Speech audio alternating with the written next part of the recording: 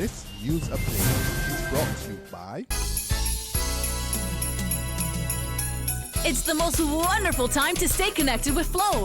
Get great deals on prepaid and postpaid plans. Get double the talk, double the text, and double the data when you activate a prepaid or postpaid combo plan, sizes medium and up. All this plus $50,000 to be won from Flow this wonderful Christmas. Visit us in-store today. 'Cause it's the most wonderful time of the year.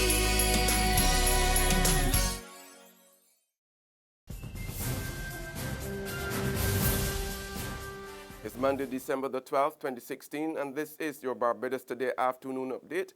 I'm Emmanuel Joseph. Thanks for joining us.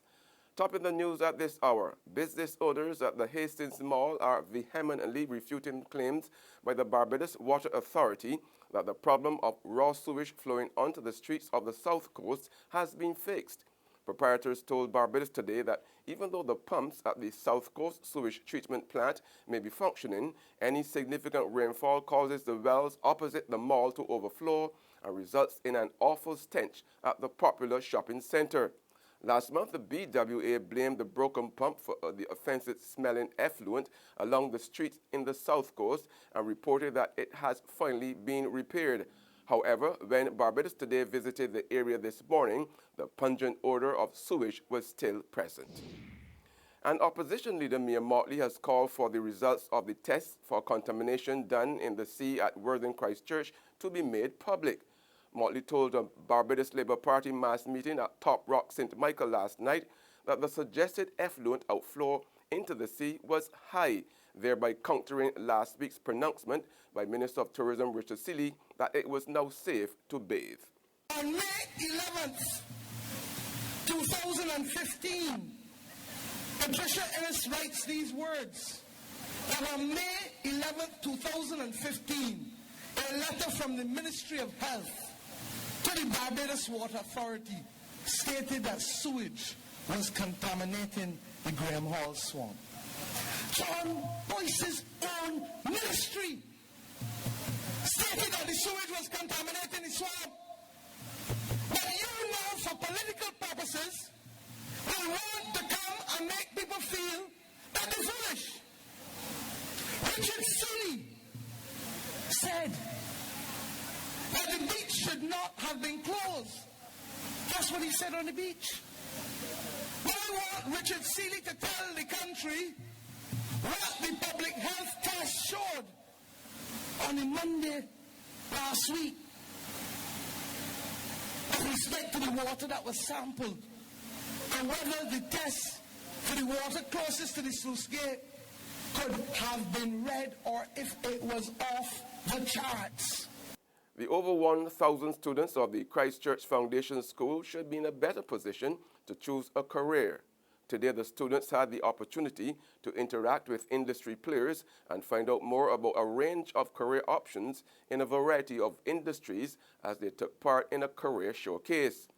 Guidance Counselor Karen Haynes tells Barbados Today it is good that the event could be held at the school in order to give all students the opportunity to learn more about the various careers on offer.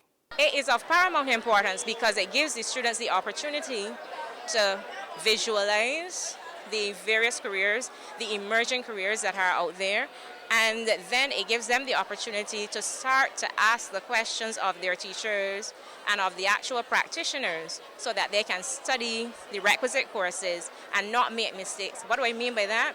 I mean that sometimes students may just study the subjects that they like or the subjects that they're good at, and then when they get to, let's say, fourth year, they realize that there are certain subjects I should have picked at an earlier level. So this helps to engage their thinking skills, their critical thinking skills in terms of the process that they need to follow for successful careers. In sports now, Alistair Cook says he has questions about his role as England Test captain after admitting Joe Root is ready to be his successor. Cook, skipper since 2012, watched as England lost 4 wickets for 13 runs today to slump to an innings defeat and series loss against India. Well, I think 400 was a good score on that wicket. I genuinely believe that it turned pretty much from ball one. I thought Keats played really well. I thought the best day to bat on that wicket was the first day. 230 for 2. You know, we had an opportunity to go and get well over 400, but we lost a couple of wickets. It can happen in, starting in these conditions can be quite tough. So 400 I think was probably about par, maybe just above. And we were right in the game at 300 for 6. We were in the game. And then it was a matter of missed chances, which has kind of been the theme of this tour. You know, we've missed chances in the field, which has cost us on good wickets. In terms of you don't get many chances, and when you miss them, we had 3 opportunities.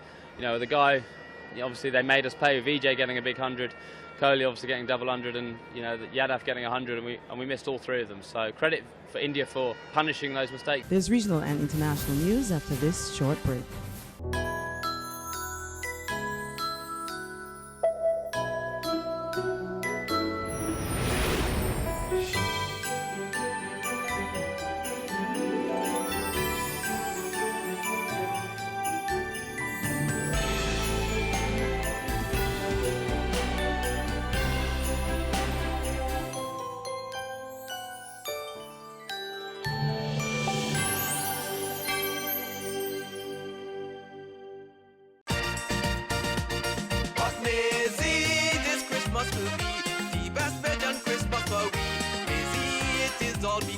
Republic Bank just like Santa Claus. Maisie fix up the kitchen and a new TV we getting. A special time to commemorate. Republic will help you celebrate. Get ready to celebrate 50 years of independence right through to the best Bajan Christmas ever with a Make It Happen loan of up to $50,000 from Republic Bank. Give your home a good old Bajan spooser, buy some new furniture and appliances, or take an after-holiday trip to visit loved ones over and away. You could also be one of our lucky winners to share in fabulous prizes. Just visit any branch to apply. Go to republicbarbados.com or call us at 227-2700. We're also available via Skype and FaceTime. Special conditions apply. In Bajan style, it will be great with Republic Bank. Republic Bank, we're the one for you.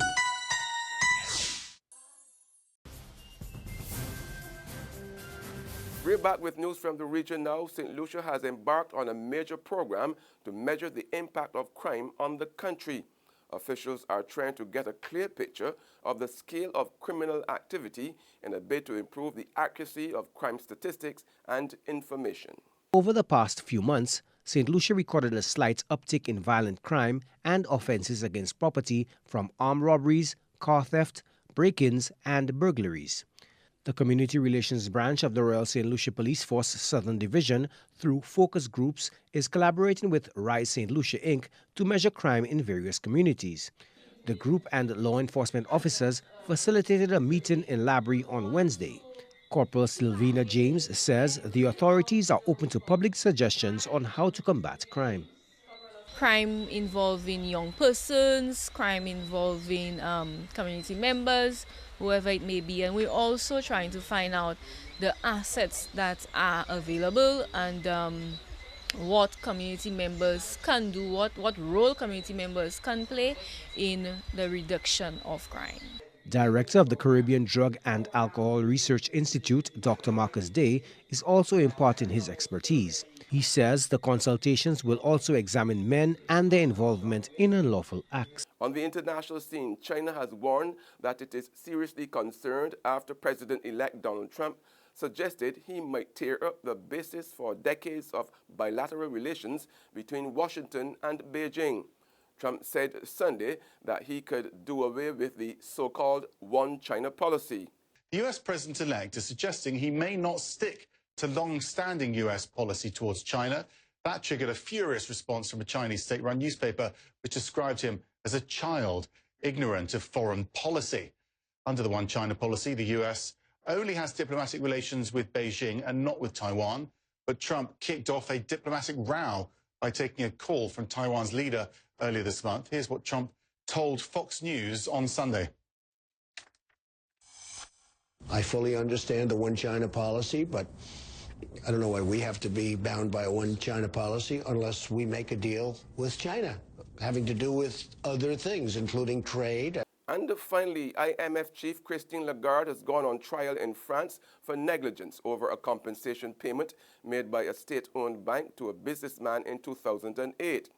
As finance minister of then-President Nicolas Sarkozy, she approved an award of $429 million to Bernard Tapie for the disputed sale of a firm. Tapie has supported Sarkozy in the 2007 presidential election. She's accused of allowing the misuse of public funds rather than corruption. She denies wrongdoing. That's news and sports, but for the very latest, visit our website at www.barbadostoday.bb. Also subscribe to our e-paper email updates and like us on Facebook. We are also on Izumi Media in bus terminals, our screenplay at supermarkets and gas stations near you, as well as Channel 99 on Flow TV and Mix 96.9 FM. I'm Emmanuel Joseph. Have a fantastic day.